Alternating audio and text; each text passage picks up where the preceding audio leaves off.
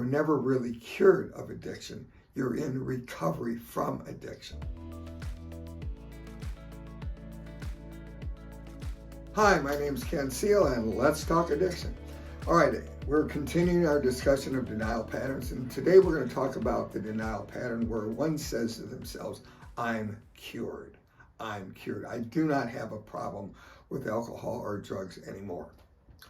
Now, for anybody that's been in recovery for any length of time, getting to that point where you're thinking that possibly you're cured is very common.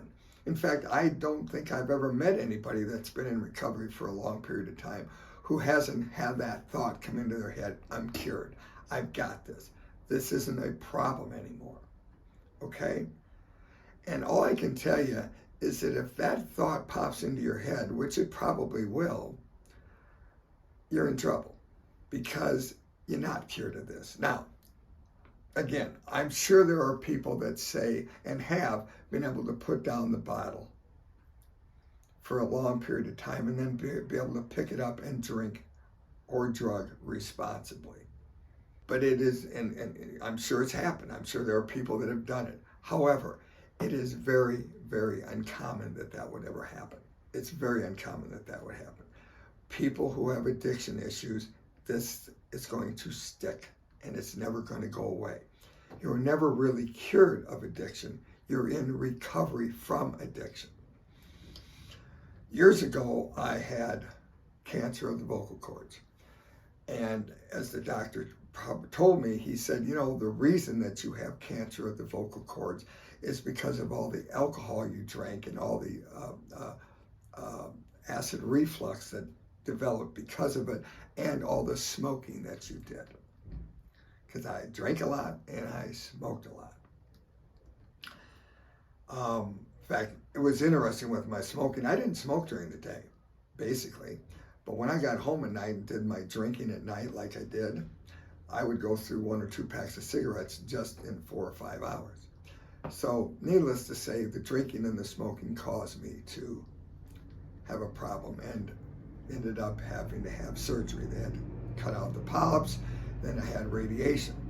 Now, luckily, they caught it in time, at least we feel they did, and it's been quite a while. It was 2015 when I had this happen. Now, a year or so ago, they told me that you have recovered from cancer. You don't have it anymore. Everything's okay. Now, that's a nice thought. I felt better because, you know, again, they would do these examinations a couple times a year where they stick this little tube down my nose and go in there and check it out. And they said, Amy, everything looks great. It looks like you've recovered. You don't have cancer anymore. And as much as I enjoy that, here's the problem.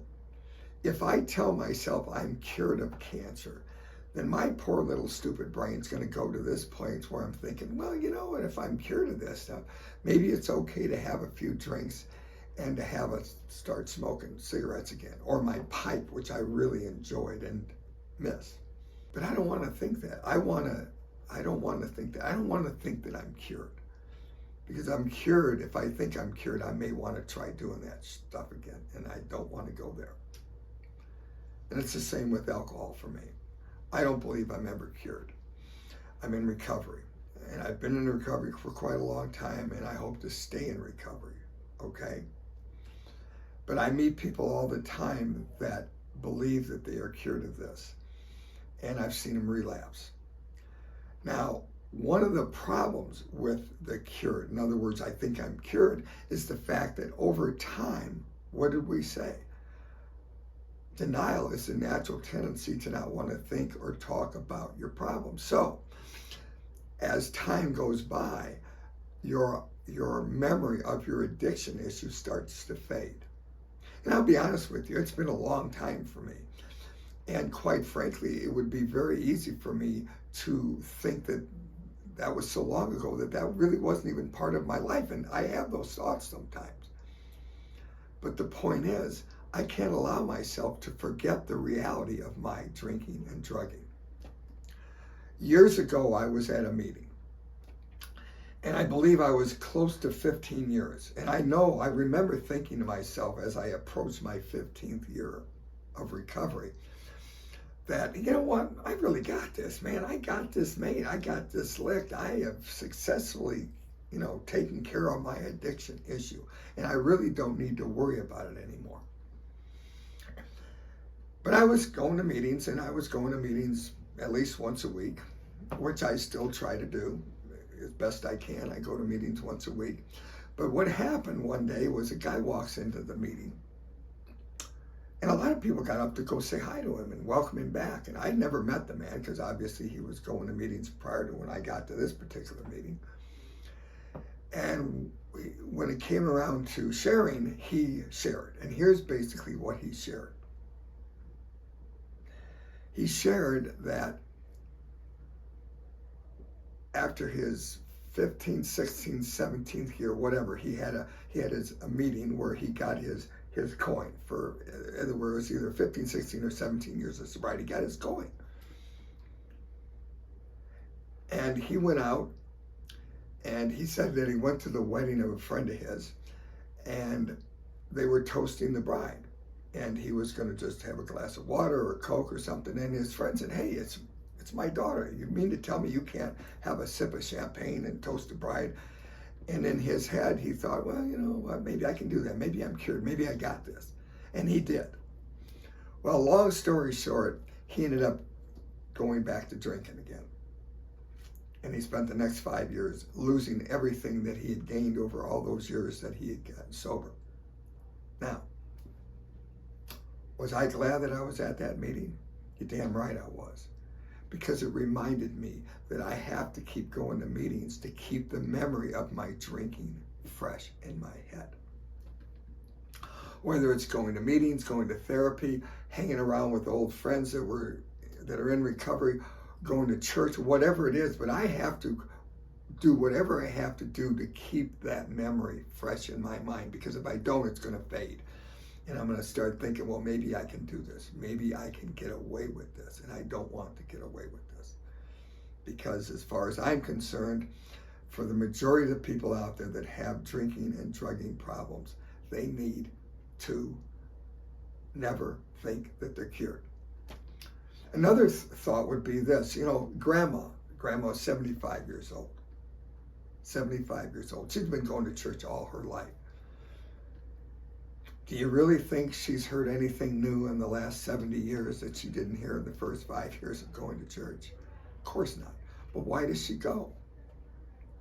She goes because it keeps her focused. It keeps her focused.